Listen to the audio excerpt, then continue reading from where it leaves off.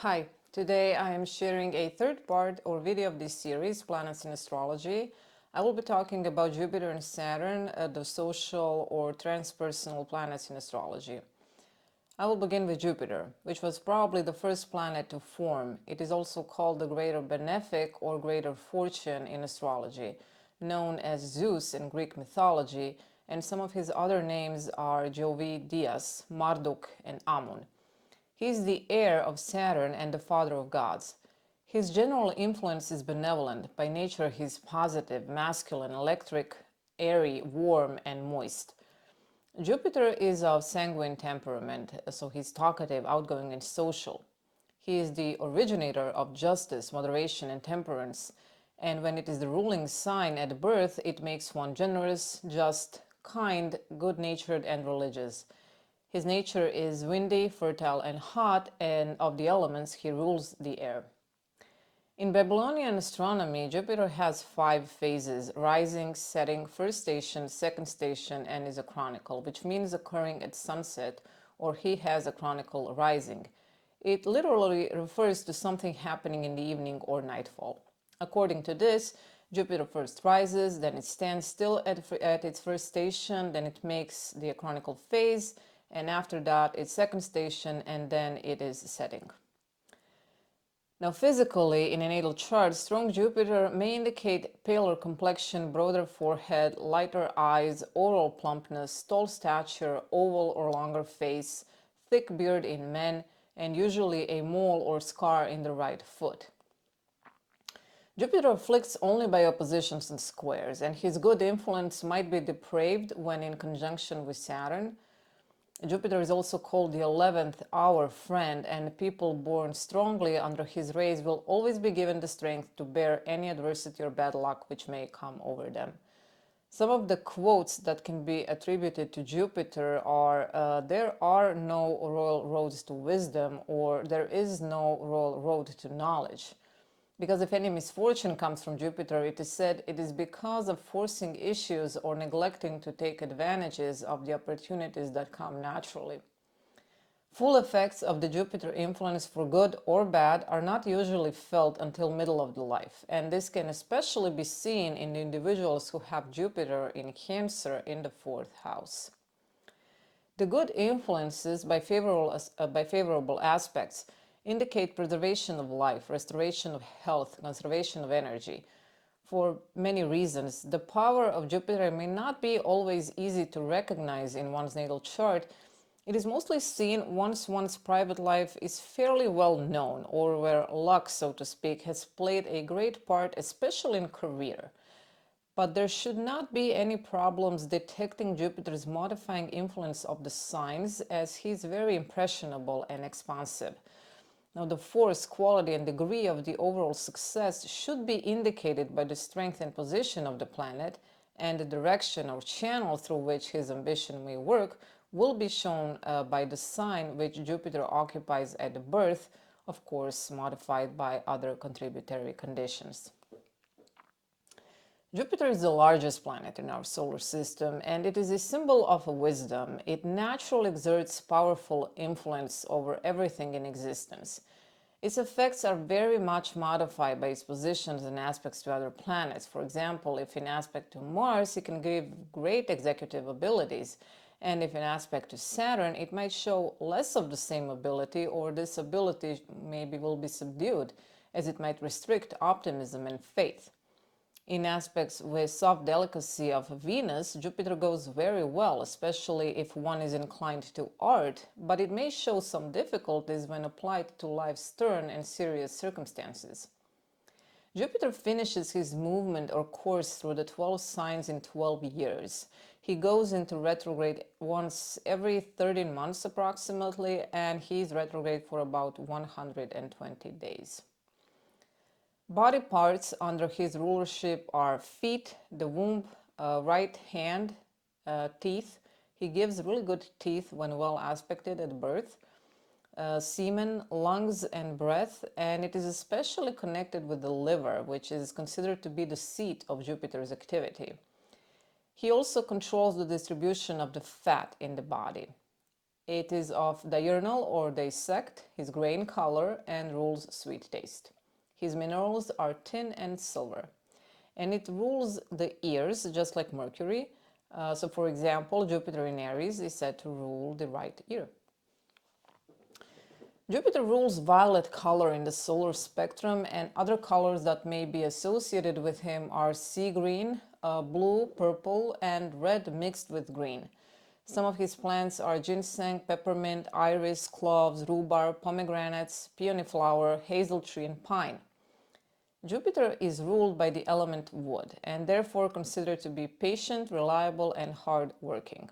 His day is Thursday and his number is 3. His angel is Zadkiel.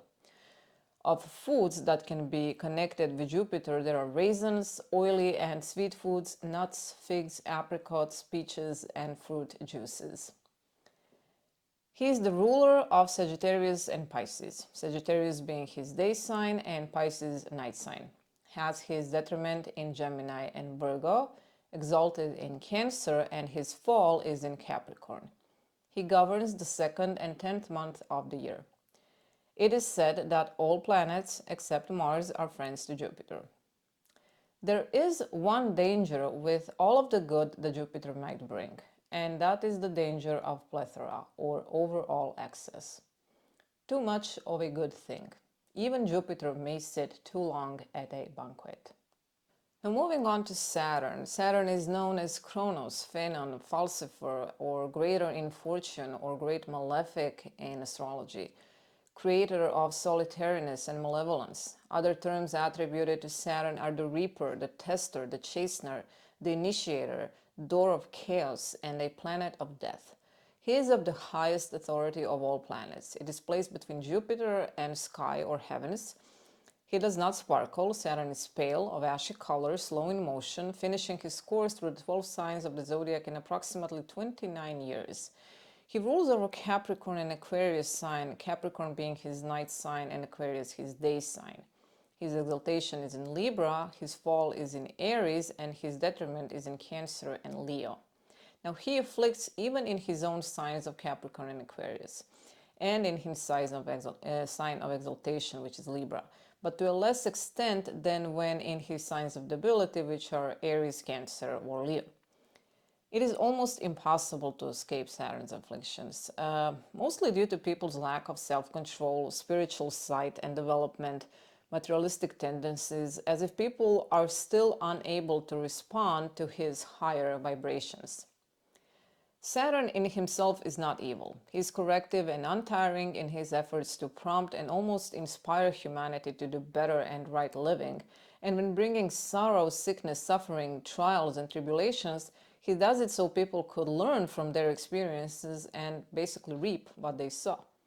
The afflictions of Saturn usually force people on and out of ruts of life and to a better environment if they are living in a wrong place or engaging in a wrong or illegitimate businesses, or if they are maltreated by relatives, business associates, or any enemies.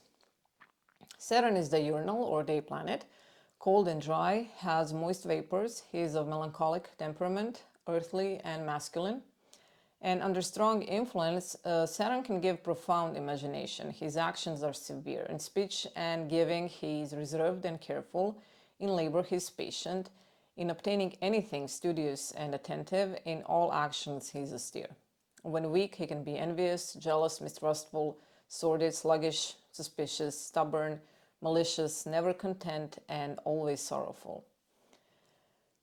Saturn afflicts by conjunctions, squares, and oppositions.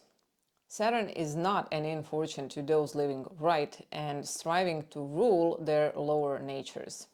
It is written that planetary hierarch, which rules over Saturn, is one of the Elohim, one of the 7 spirits before the throne, a messenger of God, and assigned to do the work of uplifting humanity and working out their ultimate salvation and perfection. No planet is evil, but it may seem evil from our viewpoint when one comes under his afflictions, which were not given as punishments or retribution, but only to make humanity better. It's probably good to add here that the influence of Saturn by his aspects is most lasting of all planets. Now, aspects made between Saturn and Mars may be the most troublesome, at least that is how it may seem.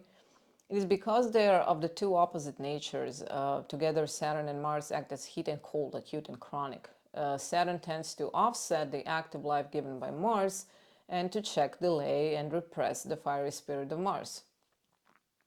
Saturn tends to depress, Mars to enhance. What is given by Mars is overcome by Saturn.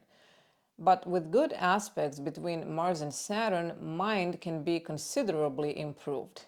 In aspects with Moon, however, especially conjunctions, it may give some health disorders. Now, physically, Saturn gives people of middle stature, of pale complexion, eyes smaller and dark, looking downward, broad forehead, dark hair, large ears which may hang, eyebrows sitting low, thicker nose, sometimes lips can be thicker, but usually they're quite thin, weak beard in men, shoulders broad and large, tight stomach, and lean legs.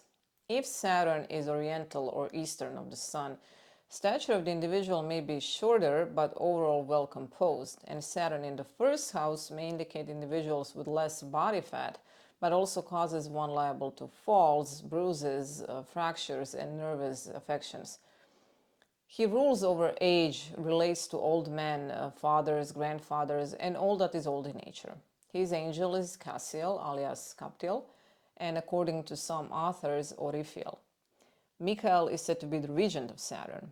Some say that Satan represents Saturn, but only to try out the hearts of humankind, discover weak points, bringing temptations and testings, which if one can successfully meet, makes one all the stronger in the end.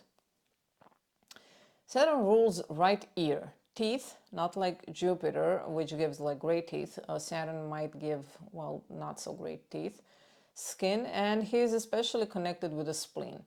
In human body, Saturn crystallizes and makes bones, cartilage, and tendons.